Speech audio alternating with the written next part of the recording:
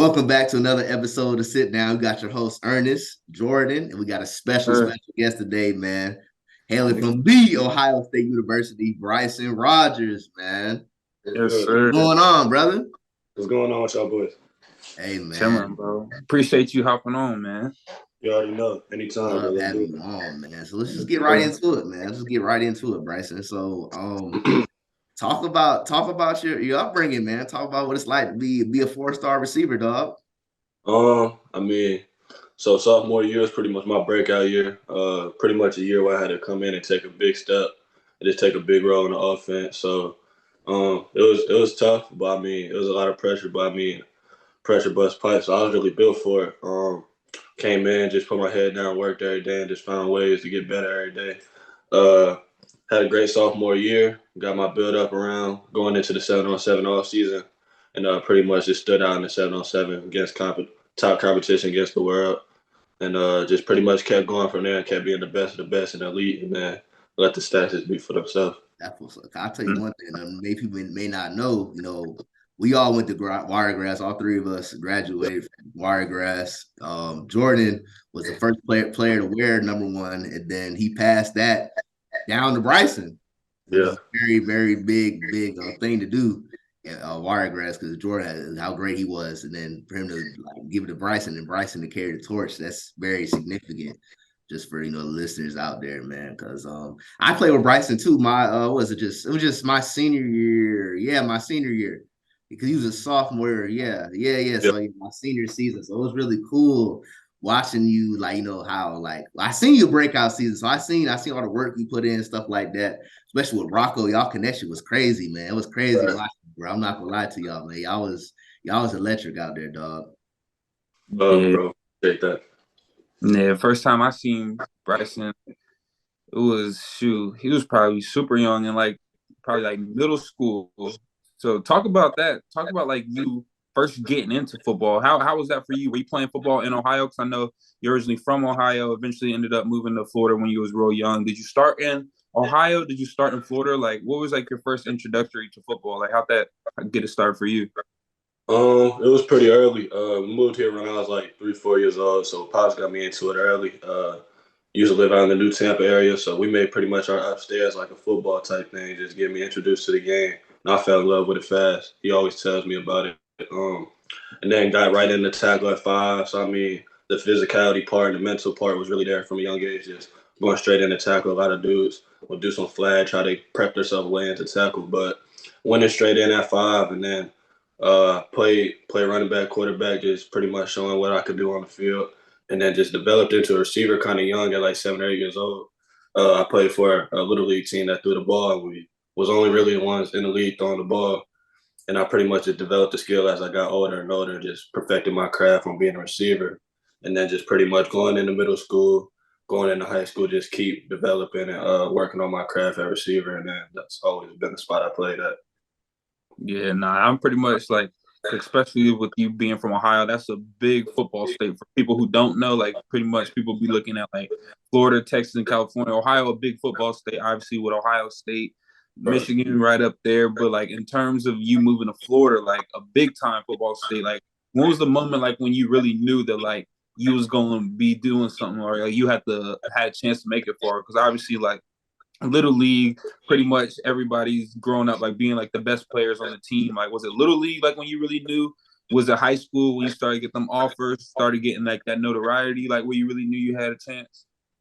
My pops and my friends always tell me really Little League, just seeing how I operated, just doing something you really don't see a young 7-year-old receiver. Yeah, shout out to Pop. But for me personally, it's probably around my 7th, 8th grade year. I actually played defensive back against top competition wideouts, and with the FBU circuit, and we ended up winning a national championship out there. So pretty much when I knew I had that grit, not to just play my receiver, but my position at receiver, but go to the other side of the ball and do what I could do for my team. I always knew I was going to be a great team player and just an athlete that's going to do whatever it takes to win, and I had that type of grit. So, that's pretty much what I knew.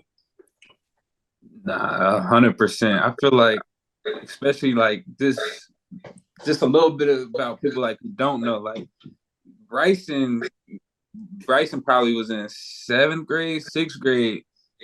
Small little ball boy, like obviously just coming to the games and stuff. We just throwing around before the games. He probably don't even remember. He used to be just throwing around before the games. I'm like, oh, he gonna be nice. And then like me leaving for a little bit, not seeing like his progression and stuff. And then I remember I had got a call, and they was like, "Hey Jordan," I think it was Coach Kenner had called me, and he was like, I'm not gonna sugarcoat it. We got one here." And I was like, okay, like, what you mean? Like, we got one. Like, is he special? Is he there yet? They said, nah, we got one. We want to know if he'll be able to wear that number 1. And I said, look, I was like, who it is? I was like, who is it for a little bit? Because I didn't know who they was talking about for a little bit. And then there was like Bryson Rodgers. And then it brought me back to when he used to be a little kid. And that's a full circle moment right there, dog. Back when we used to be warming up before my games. And so the fact that like he got an opportunity to wear it, he got an opportunity to obviously go on to Ohio State, do what he's doing. Like, it's surreal seeing it happen, especially for like my story, not being able to make it as far as I wanted to, but like seeing Bryson, who I consider a little brother, seeing him get to live all his dreams is definitely feel like a part of me going up there with him. So big salute to Bryson for sure. Oh, bro, that's all I love. I got a question for you, Bryson. Now, yeah. Like I said, I played with you, so I know my record my senior year isn't what I wanted it to be. Obviously, COVID shut us down. It's not what I wanted.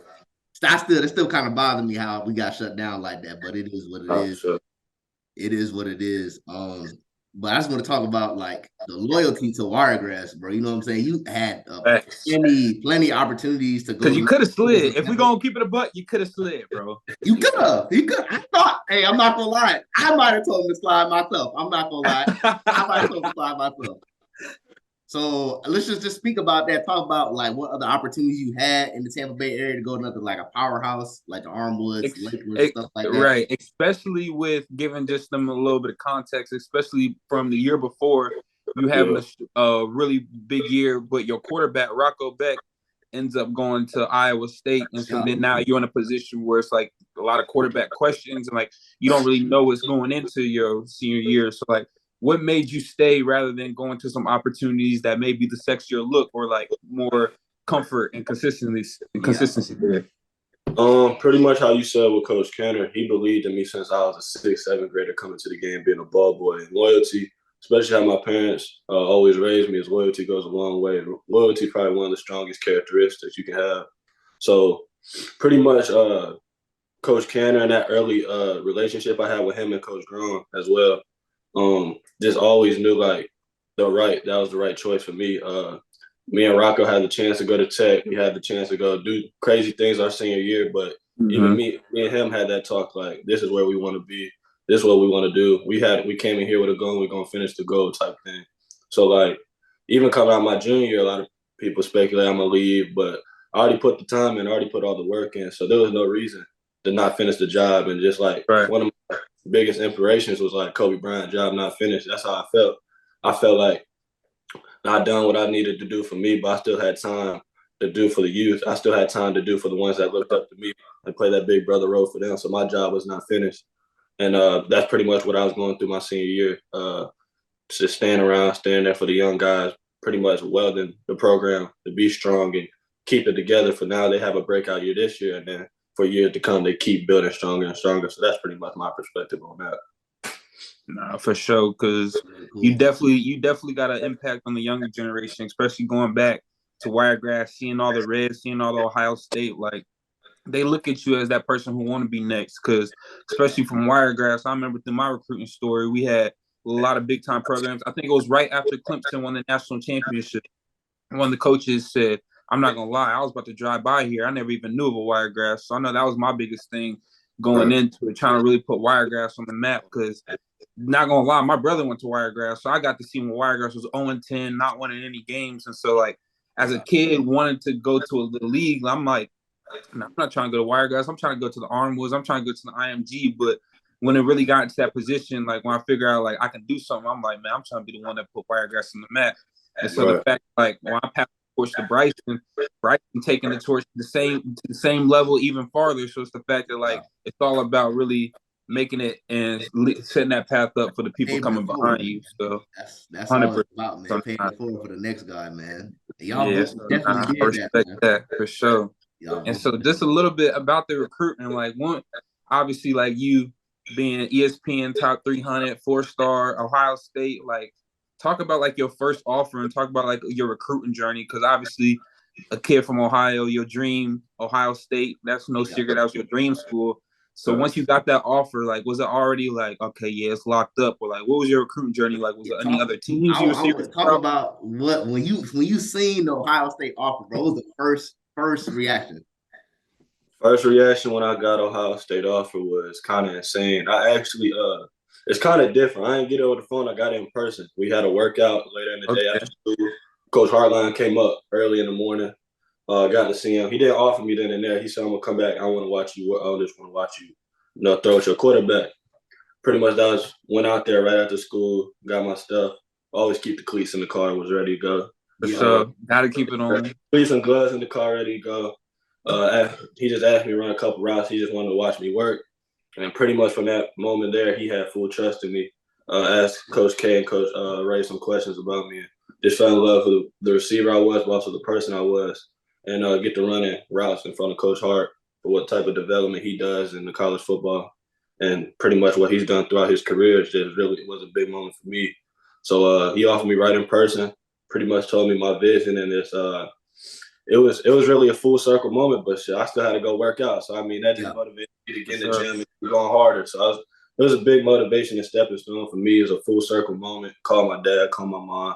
They was ecstatic about it. I already know people. Yeah, it pretty much just was like a full circle moment to me. Teammates were behind me. They know that was one of my biggest places I wanted to go. So it just felt good. It felt really good. Before the whole recruiting process, though, my first offer came literally a couple of days after we got shut down, like Ernest was talking about. I mean, just in a dark place where like, we didn't want to be shut down. We had really good chance that season. We played really good football. Like, we was playing really good. So got that first offer from Pitt when Coach Hartley was back at Pitt. And definitely, it was on online school day, 12 o'clock, man. I started breaking down for sure. It was definitely just one of those moments for me that was like, man, this is really happening. And then the next day, it got even crazier. 5, 6, I think I got 6 offers in 24 hours, like back to back to back to back. So like that was just really like taking in the realization that you put in all this work for a purpose, and then my purpose was coming right in front of me. So I mean, it was definitely a great feeling, but it always kept a motivation in me, always kept a trigger in me to keep going. And then throughout my whole recruiting process too, like as the offers kept racking up, it just made me want to work harder and harder and keep going and going. I respect that. And, hey, Ern, you know, I can't sugarcoat it, Ern. Bryce, I'm gonna need you to keep it a buck, man. Okay. Yeah. How long after you got the Ohio State offer when you made up your mind, like, oh yeah, I'm going? Was it deep in mind, like, as soon as you got that offer, like, it was like, man, like, when I get us Ohio State, man, it ain't everything else a wrap? Or was it other schools that was serious in the competition to get you? Yeah, so the craziest thing was really nobody knows this, actually. I was actually solidly committed to Alabama at the time, getting Ohio State off. I was committed to Alabama. I came off. That's some breaking content, Ern. Yeah, I ain't gonna lie. That's some breaking content. Nobody know that. Nobody know that. Okay. Yeah, so pretty much I was committed to Alabama. I told the guys that that's where I wanted to be. That's why I was coming. It was getting later in my process. Like you said, it was a late offer. Ohio State offered me 33rd. I remember that to this day. Offered me the 33rd offer.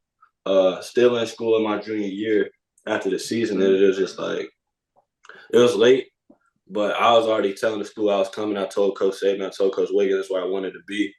But pretty much the tables turned from there. And it was back and forth with them too, and a couple other schools, like a couple other Florida schools, and just people on the outside. Just that was what I wanted to do, but nobody really had a chance. So it came down to Bama and Ohio State, is what you're saying. Absolutely. I was really going to Bama, man. I was really going to Bama. People saw it. People saw the love they were showing me. So they landed the helicopter on the field. That's pretty much. I remember that. I think I was still that.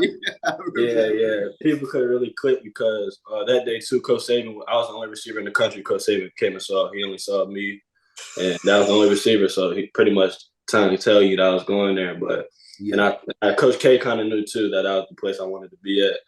And pretty much from there, it just kept going on. But once that Ohio State came in, that kind of changed things a little bit. Definitely considered heavy and played the visit. I got my first visit. It was really good. Got great treatment. Got picked up in the Lamb truck. Great hospitality. The subtle flex, the subtle flex up in the Lamb truck. Yeah, that's pretty cool, man. I ain't gonna lie to you. Like I said, I remember all the people that used to come to Wiregrass for Bryson, bro. Like fly in. I think because Kirby came too, right? Yeah, I was considered Georgia heavy too. I remember, bro. It's crazy. Like I'm walking to class, bro. I just see a helicopter like landing in the middle of the football. I'm like, bro, yeah, you gotta be big time. You gotta be big time for that. And then let's talk about that because I'm pretty sure a lot of the viewers they want to know what it's like being that top recruit, and obviously having schools like Bama, Ohio State, Michigan, all the attention, all these schools wanting from you. Talk about what do you think the craziest thing you experienced so far in recruiting? What do you think the biggest difference is, especially now with the NILs? What's the craziest thing you heard, or the thing that's if it's something with related to NIL, if it's something with this promising playing time, what's the craziest thing that you heard during your recruiting story that you was dang, they really said that? Oh yeah, definitely the NIL, the money changing things, and an opportunities they can give for you and your family, especially if you're a person like me, my family from Warren, Ohio, from really my dad from the hood, my mom not really from the greatest. When you see your parents come up from dirt zero and don't really have nothing, and then you finally got something, you got the opportunity to change that. It's definitely hard. I had a lot of schools, the top powerhouses in the program, and programs throwing crazy NIL deals, saying what they could do for me off the field more than just on the field. And I think that's definitely the craziest part, especially as a 16 to 18-year-old young man, just really trying to find your purpose and trying to find your future. These type of deals and type of things they can throw in your face, and you can really get caught up in it. But you just got to really look at the bigger picture, the relationships, the type of people there are, they're genuine, they really love who you are more than a football player, because it's a business, isn't it? Growing as a business more and more. College football. So college football is almost becoming like the NFL in my eyes, and that's what we talk about at the room at Ohio State. Just pretty much you got to operate like it's the league, because that's what it's turning into. Especially as we go on with this NIL stuff, and this just pretty much what they got going and innovating the game. So I mean, that's pretty much how I looked at it. My relationships, genuine people, that goes much farther away than just going to the school for 3 to 5 years. So I mean, that's pretty much how I had to take it in when I was going through my process. Facts. And talk a little bit what advice would you get? Because I know I was going through it. I just missed the NIL part for high school. What's your advice for high schoolers in terms of balancing? Like you said, you don't come from money like a lot of other people's how, a lot of other high schools between that, obviously between 14 to 18 range, coming from nothing. And you now one day you getting a call talk about these $1 million coming to their school. How do you balance that for a high school kid, balancing NIL versus obviously the end goal being NFL? What's your main advice for that? And then not letting it change you, because you're still the same dude. You know, through and through, you've been the same guy. I've known when I first met you. You know what I'm saying? How does these kids get millions in high school? In high school, yesterday I just took out my algebra test. Now I'm getting calls from whoop talking about millions just to come to the school. So what's your advice to high schoolers going through that? Because at the end of the day, it's only gonna get more and more up. It's not gonna take a back seat. What's your advice for that? My biggest thing is just what Ern said: staying true to yourself, no matter the situation. I feel like that's the biggest thing. Coach Grown was a big impact for me. He was great at talking. One of the things I took when I was in high school, and I ran with it for the longest, and he always said it, he implemented in my head, is know your why. Know why you play this game. Know why. I remember that. He did say know your why. And that's just stuff for me forever, because my why was my family. My why was really my mom when she went through her times with cancer. So knowing your why, knowing what you're doing, and never let that leave your brain because of a dollar sign or because of the opportunity or because where you're at. And I feel like that also ties in with staying true to yourself if you do that. And there's always find your happiness. It's different. Everybody got different paths. Everybody got different careers. So I mean, never get too invested in looking how somebody else did it. Pretty much knowing your happiness and knowing your path and believing in it. If you don't believe in yourself, then everything's really out the window. You got to go in every day, wake up every day, believe in yourself, and putting yourself in the best opportunity to be elite and be the top of your craft. Okay. Nah, 100. Nah, Answer, I appreciate you sharing that, and especially just touching on a little bit about. I know your mom's battle with cancer. Is that like another one of those deciding factors that ultimately led you to go into Ohio State? Like obviously, like you being a longtime fan, but seeing like your parents, like your pops. I know your pops the best, and like seeing your mom, how Big nice she football is, and family, man. how invested she is because your mom not a typical mom. For the people who know like your mom know everything about the games. Like she know the coverages. Like she know about ways that they using She's Bryson. that football Like, mom, bro. She's that football mom. Seeing her being a diehard Ohio State fan too, growing up, and like seeing her battle with cancer is that like another part that like ultimately like want to see, and like you wanted to go to Ohio State to have like your parents see you like in the Ohio State jersey too? Absolutely, bro. And like pretty much how you were saying, like my decision to Ohio State was more like I wanted it to be more than being me about me. Mm-hmm. That's pretty much for my family, full circle. Like you said, for sure. I still got lots of family coming to the Ohio State game for the first time, and they see me out there on the field. It's just like they get emotional, and they just get that special feeling like they first time seeing that, and just like being that guy and giving that opportunity to my family means the most to me. Means more than me. So like even how you said with my mom, yeah, like I watched her being a diehard Buckeye, her whole life, pops, and just her going through what she went through. Like I said earlier, just motivated me to be the best I could be. And that was pretty much the switch for me. Kind of going back to your question earlier about pretty much when you knew. I pretty much knew when my mom went through that was God telling me to trust in my faith and pretty much do what you want to do. And then that's pretty much when I kicked it up another gear in middle school and in high school and just kept growing and growing and coming better and better. That pretty much just like solidified to where I wanted to be in life. And that was a big aspect of what I wanted to do.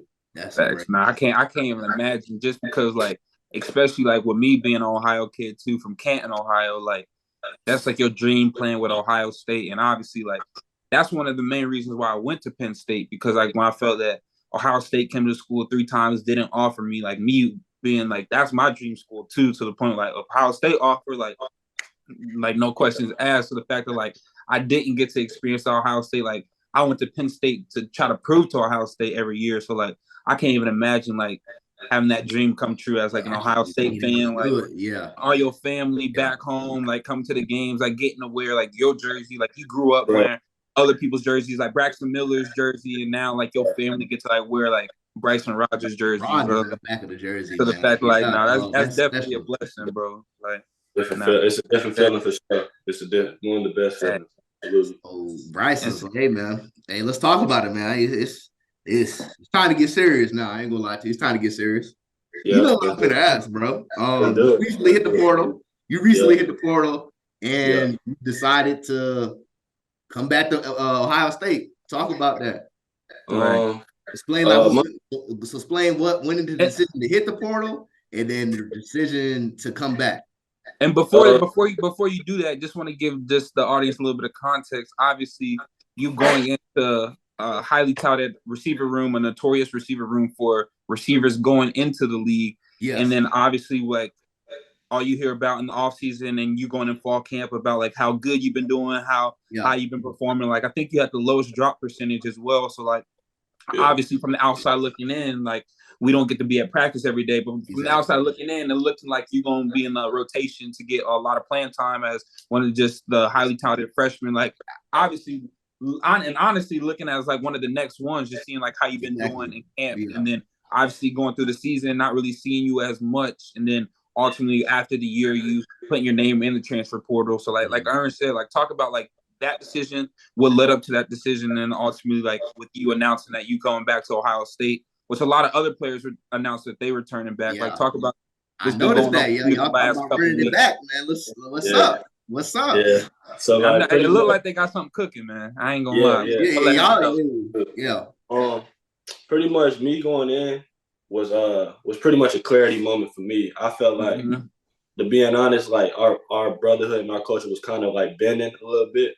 And we felt that throughout like the after the Team Up North game, and like just in general, like the standard set so high there that sometimes when you fall short, it feels like it's a disaster and like everything was really for nothing. So pretty much me going in was a clarity moment. I say for me and my family.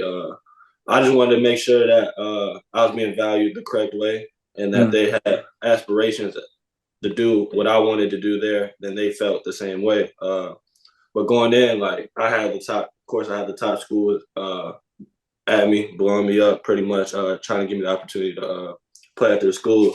So pretty much just a clarity moment. That I had long talks with God. I had long talks with my family. I prayed every night about it, and then I just trusted my gut. That's pretty much what it was. Just to trust your gut moment and not really hesitate. And it was just a clarity moment. And once I got the opportunity to talk to Coach Dan, talk to Coach Hartline about it, and once they, I think it really came to a realization of how much I care about the game of football and how invested I am.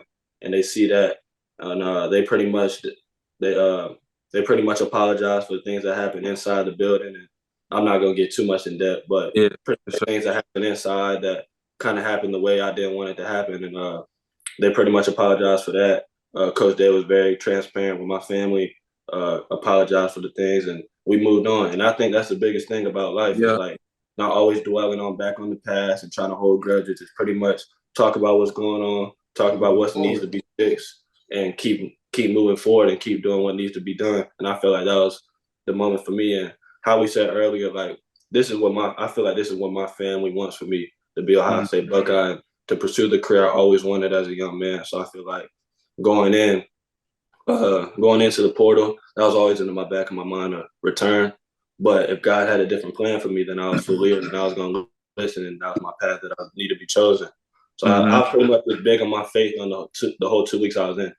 Pretty much just taking in the opportunity, seeing what people had to offer for me and my family, and just always keeping that faith and always keeping that trust. And then my decision to return back, I felt the camaraderie coming back with a lot of our older guys coming back, coming in, trying to make an impact and doing what we did last year, not having the year we wanted, even though 1-2 loss to another team might be an okay year. That's a pretty good year. It's just not the standard at Ohio State at all. So pretty much having that opportunity to come back in and hit the ground running with those guys, I was pretty much big brothers to me. JT, Trevion Henderson, the dudes that came back, pretty much getting that opportunity to reunite with them and pretty much keep letting them develop me as a young man and as a football player as well. I feel like it was a great opportunity to do so. And also having that clarity moment with Coach Dan, Coach Hartline, that pretty much this was what's going on. This is what I felt like was wrong. This is what I felt like was right. Let's do this right and let's keep moving forward. And then we was all on board. So it's 100% locked in. I like that. I like about the transparency. I know that did a lot for you, them being honest about what went wrong and how like we could take 4 steps forward to like better what happened. That's great. That's at the end of the day, that's all you really caring about is your career. Like you don't care about like what's happened. It's all about what could we go in the forward? Because at the end of the day, like I know all you care about is ball. Like you don't like if you had a choice, like the NIL stuff will be out the window. Like you focus on hooping. He focused on hooping. That's all it is, bro. He just trying to hoop. So like the fact that like I know all them talks was about the X's and O's rather than the other stuff that go into it. But I know me and Ern, we want to know like what's the difference between recruiting coming out of high school and transfer portal recruiting? Because like you don't get this whole window. Like you get like a span of maybe like 2 to 3 weeks in the transfer portal recruiting. So like, what did that look like? There's like you put your name in the portal and they start hitting you up. Like, what did that look like? It's definitely more. It's definitely more than high school for me. It was a lot of coaches. You already developed a relationship and kind of had like been on their campus and been in their face before, so they know pretty much a lot about you. In high school, they don't know much about you. So I feel like that's a big difference. Pretty much more brand new to a fact that if the coach is still at the same spot, he knows a lot about you and your family as well, especially if you visit a couple times schools I did like Georgia and Alabama and schools like that. So like pretty much that aspect and like pretty much they're more focused on what you're trying to get accomplished. Other than high school, they're really trying to get you in your building and see what you can develop into. Now they know you got a year under your belt, 2 years, 3 years, whatever it like is. you've done, but people that don't know, like, Yeah. big thing about the portal is like Bryson talked about the difference. They like people in the guys in the portal, they've done college, they've done the 5 and 6 a.m. workouts already. They don't have to like mold another young kid like because Bryson already has done all that. He's did the meetings, fall camp, spring camp. He's done all that. Mm-hmm. That's what the attraction is for the portal for schools to do that, to get guys that already been a part of college football, just put them in their program. Yeah, I'll say that for sure. So then I got another question for you, man. Let's talk about Coach Hartline, man. Not many people may know who Brian Hartline is, the wide receiver coach at Ohio State. And many of you know Ohio State is creeping in them talks of being wide receiver U. So let's talk about Coach Hartline. What makes him stand out? Like, what makes him stand out as a coach? What makes him one of the best receiver coaches in the nation? Pretty much he's a fierce. He's like me. Like, I feel like we might bump heads at times because how fierce we're such fierce competitors. We want the best out of everything. So like, not really even bump heads, but like that's what we might like have a little disagreement, like but like that's what you want. You want that type of competitive nature. I feel like in a room like that, I feel like you don't want it to be buddy all the time. I feel like you want to bring the best out of each other. And I feel like my first year, he definitely brought like a different type of fierce competitor out of me, and just pretty much a technician more. He really puts you in that mindset of just being a technician, being consistent, and being durable and coming in every day and doing what you do at the highest level. So I feel like the way he plays with your mind is definitely a test, but I definitely think it molds you into being the best you can be. And I feel like that's big because most coaches are trying to teach you how to really play the game. But if you know how to play the game at elite level already, there's not much teaching you can really do other than show some coverage, splash some things in there. More tuning up on your craft. More, tune up your craft. You know what I'm saying? Like, pretty much get knowledge of the game more. But like, he really works with our mind a lot, and I feel like that's really big too because like we're one of the most elite rooms in the country by far. So like, being around elite guys, challenging each other, bringing out that competitive nature, that natural competitive nature is just big, and I feel like he challenges that all the time. In our room, and I feel like that's why we keep growing and growing and keep it getting better and better. That's great, man. That's great. And the fact that like y'all receiver room, and especially with Coach Hartline, and he's notorious for producing all these guys. Like, talk about like the difference between being in a room like that, being in a room surrounded by talent, surrounded by future first round guys, looking up to future first round guys, as well as in the process that like you're already in the room, but they're not going to stop recruiting these guys. So it's the ever ending cycle of guys coming in. Talk about being in a room like that compared to going to a place where you're the guy and like you're probably the guy, because a lot of places you could have went and you could have been in that position, but you chose to go into a receiver room like Ohio State. Like, talk about like the things that you learned from those older guys like Marvin Harrison, Emeka, those older guys.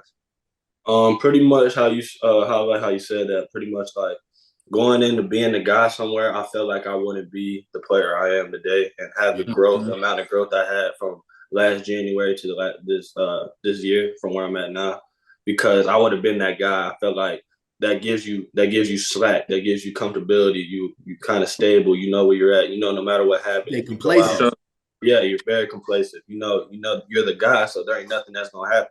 Yeah. In that case at Ohio State, there's really not that guy. Like, everybody's that guy. You feel me? That's like, you're in a room with full bunch of guys from 1 through 9 that are guys. Like, so like that kind of just brings out the best. Like how I said, that just brings out the best of you. It increases the odds of your consistency. It increases the odds of your gameplay. It increases your odds of success just on and off the field. So like, it just really all around makes you a better player, but also a better man. And I feel like that's why we have so many in our room. That's why he continues to bring nothing but those type of guys in the room. Because once you have that drop off and you don't have that same vibe in your room, then that's when things start going downhill. And I feel like that's where a lot of programs slack at. They're trying to be complacent and cater to certain guys so they can get 80 touches a year. You know what I'm saying? But it's really about the next step for me. It's really about the NFL. And I feel like if that's where I want to go, I want to be, or I want to go, then I feel like being in a room full of elite competitors and being in a room full of guys that are very talented, just like myself, will always bring out the best of me. Right. Because especially with Hartline having experience playing in the league, you know what I'm saying, around league guys, like he knows what it takes. And obviously, like, his lineage of guys that he brought up under him. So it's definitely kind of like an NFL prep. Like obviously, like when people go to college, they use that as like a detour before going to the league. So like I feel like you at one of the best places to take your detour, like take your 3 to 4 years, heighten up your skills before making that push to go to the league. So definitely feel like you definitely in the right place to go there. So I bet. So now we got a couple rapid fire questions for you, Bryson. Answer to the best of your ability. Hey, we got a lot of questions that the people may want to know. Me and Aaron want to know a lot of these answers. So shoot. Sure. Hey, whatever come to your mind, that's your answers, all right? Mm-hmm. All right, first one. If you could buy any jersey of all time, football, basketball, or baseball, who would it be? And what version? Jerry Rice, his first one, San Francisco. The home one or the away one? Home. Home. All right, you get the red? Yeah. Instagram or Twitter? IG all day. Start, bench, cut. All right, you ready? Call of Duty, GTA, 2K. Start, bench, and cut one. Cut Call of Duty, start 2K, bench GTA. Okay. If you could have any superpower, what would it be? Read people's mind. Yeah. Man, that's a tough one. Yeah. I ain't gonna. What was yours? I forgot what yours was. I would read mine. I think. Yeah. Okay. Teleportation. I would teleport too. Teleport. Yeah. That'll probably be my second one. I'm basic. I'm just giving me the super speed and I'm straight. All right. Fill in the blank. I hate when people complain. Yeah. Now, vice versa. I love when people. I love when people. See, I told you that's a good one. We can come back to it if you want to. Yeah, come back to that one. I'm okay. I bet. Cedar Point or Universal Studios? Cedar though. Cedar Point. Respect. All right, I gotta put you on the spot with this one. This is the only one I'm putting you on the spot.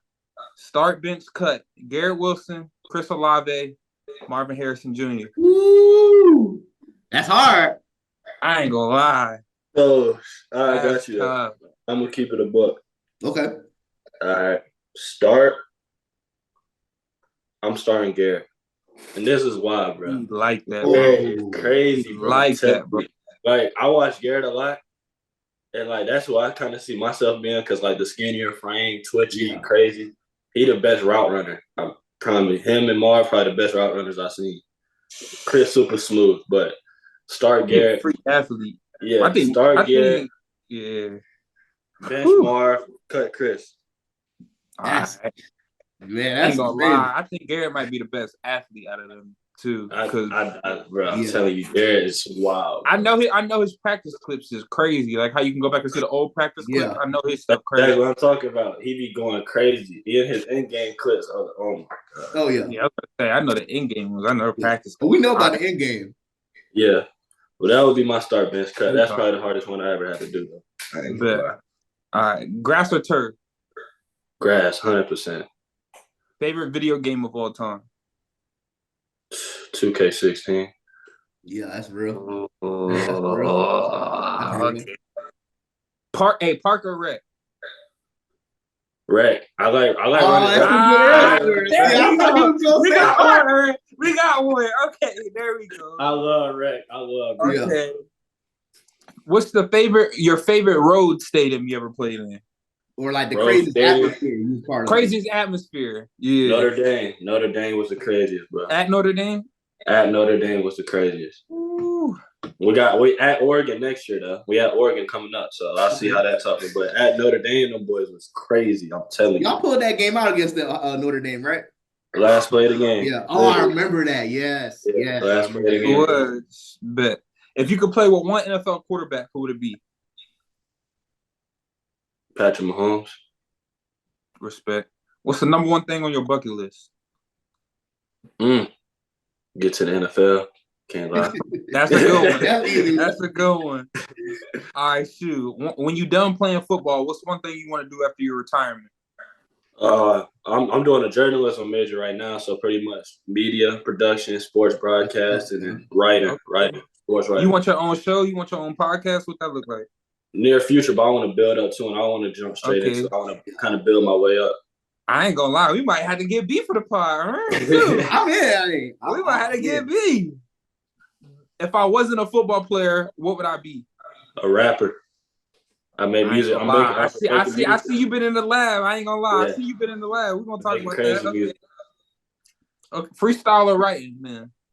I freestyle. This is how I write. This is pretty much my writing tactic. I'll get in there. I'll hear the beat. I'll kind of hum how I'm feeling, and then I'll get in the studio and I'll say something.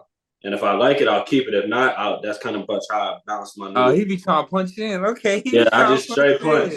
But if me and my homeboy about to lock in on a song, we might. I think we got 11 songs. We only writ 3 of them now, 3, 4 of them. Like if we really want to go in there and run a song in like 15 minutes, we'll write it that way. It can be quicker. Get the ad-libs, get the stacks in, get all the mixing in. We might need to hear What's your name? What's your name, bro? Huh? On SoundCloud? Oh, my name? B1. Yeah. B1. Okay. B1. B1, yeah. My boy B1. All right, hey, we gonna go back to the I love when people. Oh my God, I love when people. Hey, because this last one, we gonna save the best question for the last. Oh yeah. I bet. I love when people get money. Get money. Last question. Yeah. And I'm pretty sure a lot of people want to know this answer. Yeah. Would you rather go undefeated against the team up north and never win a natty, or win a natty and never beat the team up north? So that means I beat them. Yeah. I'll beat them till I go to the league and not win a natty. Okay. Because I already lost once. So I mean, I'm already on. That's what I'm saying. Would you never? So, would you rather never go through that feeling again? Yeah, never go, bruh. Yeah. Or win a natty. That's tough. Never lose to the team up north again. Don't get a natty. I got to. Only reason because, bro, that feeling is horrible, bro. Especially if you inside their spot. Oh my God. Yeah. Oh yeah, I was about to say, I know you was sick, man. Yeah, it's sick, bro. It's a sick feeling for sure. All right, and then my last. Get the boys back in the shoe next year, man. Oh yeah, let's do it. Y'all got to shake back. And then my last question is, my biggest goal for myself is. My biggest goal for myself is to find happiness and keep peace. Nah, that might be the best answer because that's like some poetic stuff. Yeah. Nah, but Ern, you gotta think about it. Like one of the main reasons that we got this show is because we want to get the athletes they space to talk about all the stuff that they be going through. Yeah. Because like you say, like athletes, they real people too. They be going through a lot of stuff on and off the field. So like the fact that like you just want to find peace in your life, like I respect that. 100. Man, I got a question for you, man.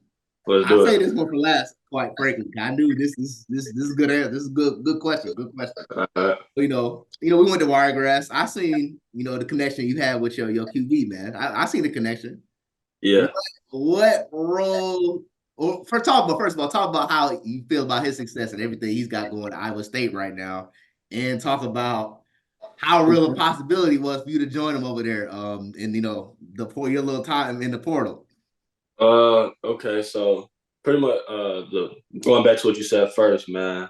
I couldn't be prouder of Rocco. I watched every game off my phone. It was go on that Stream Meets, pull up the Iowa State game. Yeah, gotta get on that. So I mean, I watched him. I watched him grow from last year, and I'm watching what he did this year, man. It was incredible to watch somebody I was so close with, and I did it with in high school. Just become a better player, become a better man, and just keep doing what he's doing. I couldn't be prouder. And then you even see like I post about him all the time. And like coming out of high school, they was in my top 5, no BS. There was a school I really was considering to go there with them. And into the portal, they was also up there. It's just, bro, that weather is insane. They be playing those snow games. It be cold in Ohio. That's a different type of cold. We got to play in that consistently, and just other couple factors that went in. But I always consider playing with Rocco. Absolutely. He hooping right now. Oh yeah, he going crazy, going fed. I feel like that's one thing he missing, like that number one receiver he can go to. Yeah. But hey, that's a conversation for another time. Yeah, a couple guys, man, just talking. For sure. But B, we appreciate you hopping on, man, for sure. Hey, much love. Out, bro. Much love, bro. Appreciate y'all boys having me for Yeah, sure. that is going to end this episode of Sit Down, man. Hit the like and subscribe button. See y'all later.